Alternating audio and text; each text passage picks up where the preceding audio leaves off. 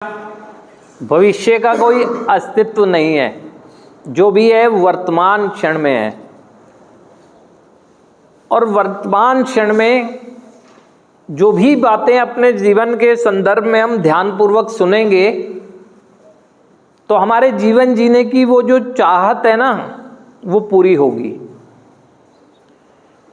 पहले भी आपको बताया है कि या तो मुझे अपने पास्ट का इस्तेमाल करना चाहिए और उसे, क्योंकि मेरा पास्ट ही मेरा शिक्षक है और मेरा पास्ट ही मेरा अंतहीन खजाना बन जाएगा यदि मैं उसका इस्तेमाल करना शुरू करता हूं। लेकिन हम ऐसा नहीं कर रहे होते हैं। अब आप बताएं, वो ये एक वेस्ट पेपर की तरह है जिसे पढ़ रहा हूं। जो वेस्ट पेपर है आज के दिन अगर मैं कहूं, क्योंकि अनकंफर्टेबल हूं, नेगेटिविटी मुझ पर हावी रहती है, कई तरह से डर तनाव चिंता से ग्रसित हूं, पास्ट में जा रहा हूं, उसका लाभ नहीं ले पा रहा हूं, तो वेस्ट पेपर ही हुआ। अब फ्यूचर का पता नहीं है, ये ब्लैंक पेपर है। अतीत में जा रहा हूं, वेस्ट पेपर, ये फ्यूचर ब्लैंक पेपर। तो इससे हो क्या रहा है, वर्तमान की स्थिति क्या है ये नहीं जान पा रहा हूं, क्योंकि वर्तमान तो न्यूज़पेपर होता है ना। जिंदगी एक कहते हैं ना टिश्यू पेपर की तरह हो गई है मेरी ना, समझ ही नहीं आ रहा है मुझे कुछ। क्यों कहा जाता है मुझे अधिक से अधिक हेयर एंड नाउ में रहूं? मेरे एहसास मुझे पास्ट में ले जाएंगे, जरूरी भी है।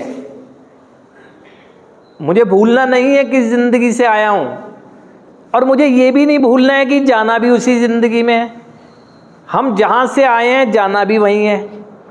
लेकिन जब जाएंगे तो कंफर्टेबल स्टेज में जा रहे हैं या अनकंफर्टेबल स्टेज में जा रहे हैं, ये तय करेगा कि अब मेरी ज़िंदगी कैसी होगी।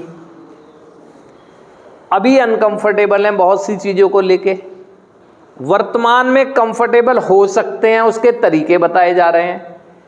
क्योंकि एक विचार का बोझ ही इंसान को बीमार कर देता है। बीमार मतलब जिंदगी जीने में असमर्थ कर देता है। और ख़ास तौर से आप पास्ट के बारे में ना, मैंने क्या कर दिया, मुझे नहीं करना चाहिए था, अब क्या होगा मेरी ज़िंदगी का, जी भी पाऊंगा नहीं जी पाऊंगा। अननोन फियर, जो है ही अनजाने हैं उनसे डर क्यों रहा हूँ? जिनके बारे में मुझे पता ही नहीं है तो फिर मैं डर किस बात का? आज अच्छा होने के बावजूद भी मैं अपने आप को सेल्फ मोटिवेट नहीं कर रहा ना। आज तो अच्छे हैं ना सब,